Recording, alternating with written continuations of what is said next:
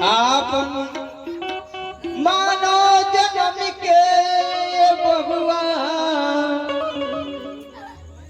आप मानो जन्म के सुधार बबुआ, हो सुधार बबुआ, यदि चाह सुख प्रभु के पुकार बबुआ, यदि चाह तू प्रभु के पुकार बबुआ, यदि चाह सुख प्रभु के पुकार बबुआ, यदि चाह तू प्रभु के पुकार बबुआ।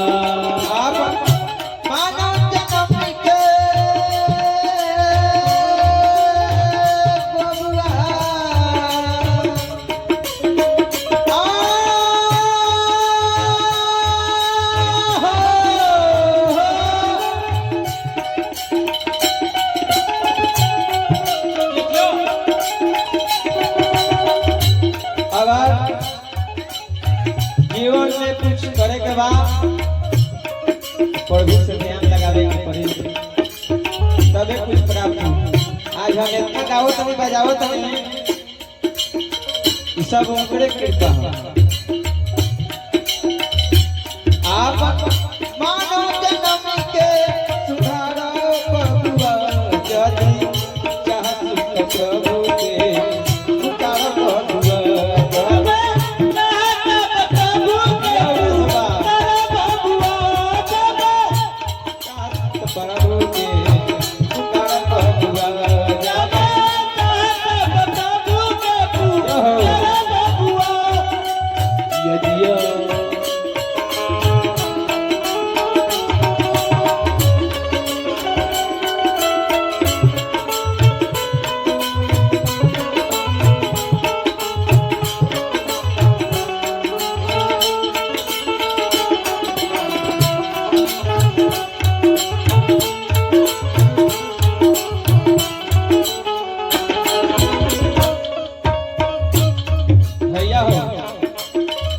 जीवन बिताल तू जग के झमेल में, जग के झमेल में, जीवन बिताल तू जग के झमेल में, जग के झमेल में, पहिया लखल बाबा माया के खेल में, पहिया लखल बाबा माया के खेल में।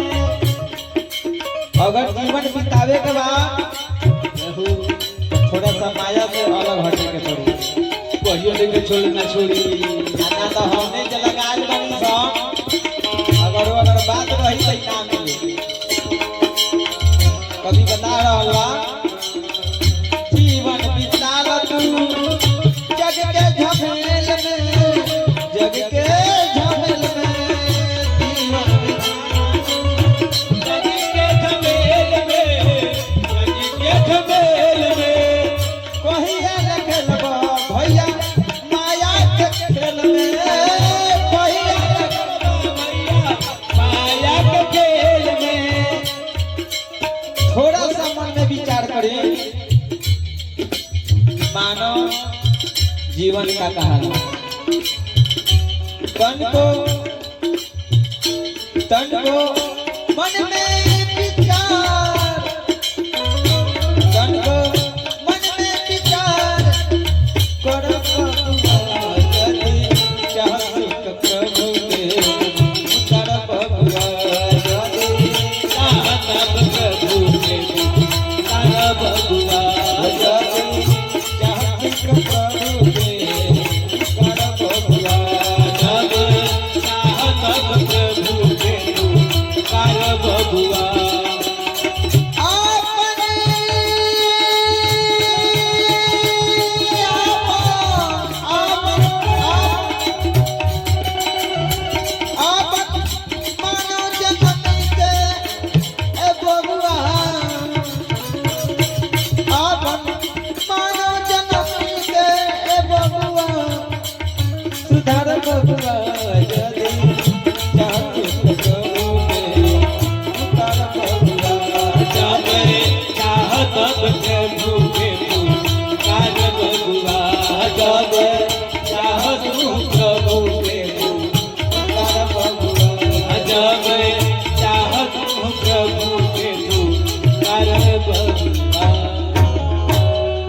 प्रेम से बोलो भक्त से भगवान की, विश्वकर्मा बाबा की जय जय श्री सीताराम।